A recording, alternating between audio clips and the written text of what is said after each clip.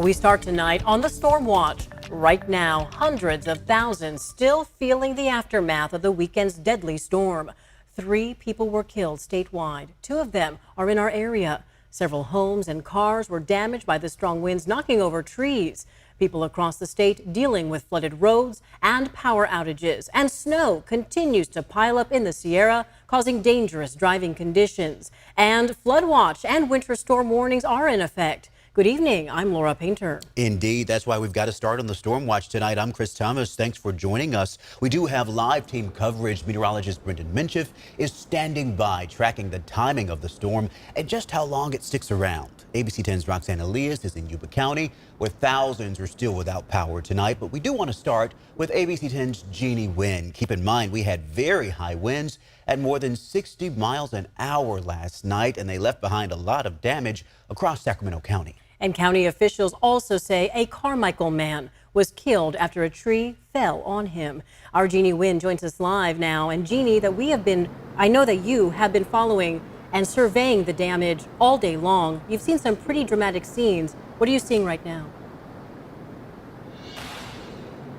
Well, Chris and Laura, it seems like across the county that wind has caused a lot of damage, especially down trees. Now, if you take a look behind me here, you can see another one of these large trees that has completely toppled over here in downtown Sacramento. Now, the roots are completely exposed, the branches have been snapped, and this looks like pretty new concrete.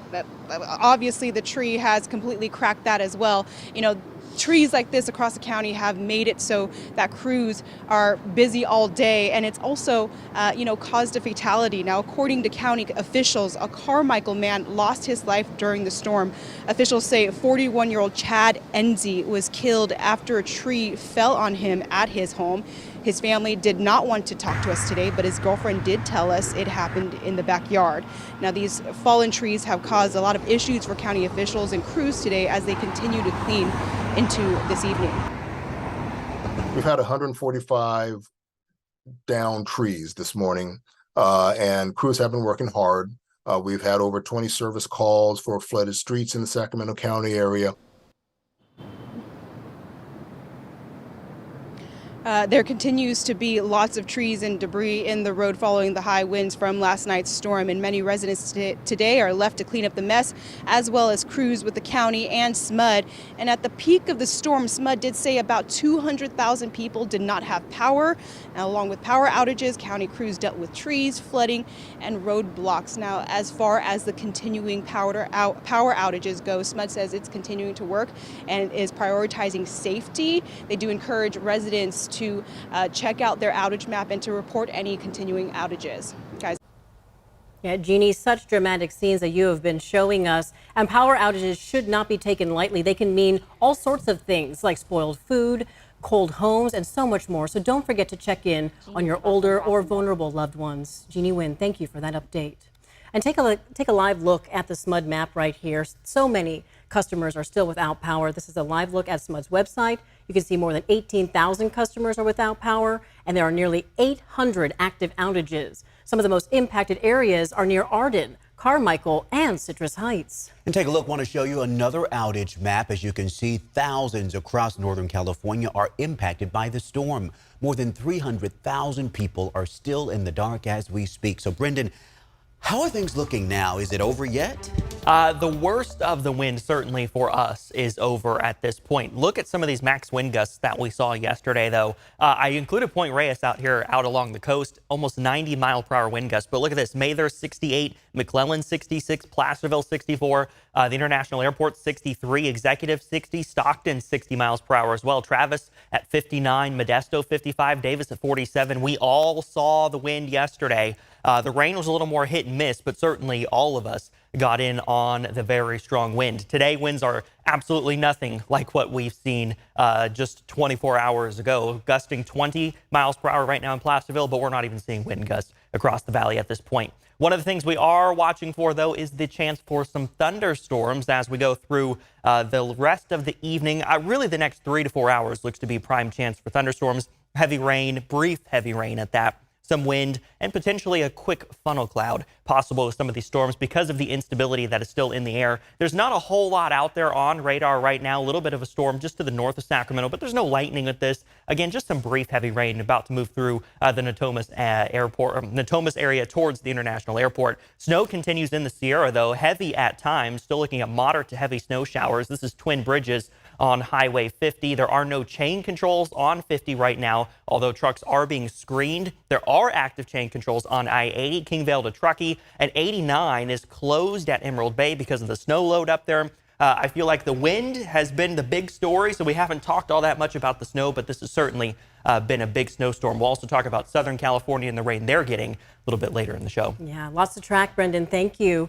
In Yuba City, the storm ended in a deadly situation after an 82-year-old man was crushed by a tree. Just heartbreaking. The county says thousands still don't have power tonight, but they're working with PG&E to try and get it restored. ABC 10's Roxanne Elias is live tonight. I know you've been talking to concerned neighbors, Roxanne. What are they telling you?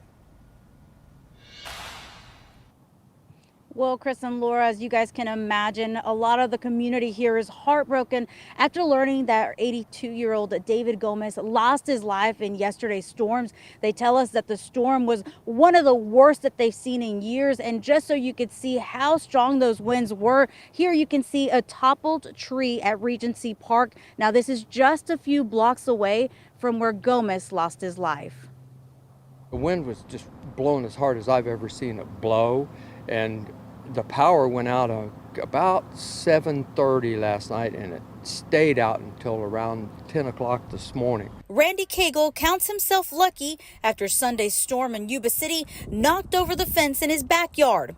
This is video he shared of the damage. Monday morning, he was saddened to hear a neighbor lost his life while trying to keep a redwood from landing on his home at Tres Picos Drive. Yuba City police say officers found David Gomez lying underneath a tree when they arrived. I'm 76 years old, and you're always concerned, and then something like that happens just out of nowhere. It's pretty tragic, really is tragic, and I'm sure his family's just heartbroken as they can be. We tried to speak with the family of Gomez, but it was clear they were not ready to talk to us. Chuck Smith, the spokesperson with the county of Sutter, says this is the worst wind the county has experienced since 2008. What happened to him? There's families that are out of homes this morning because trees have entered their house.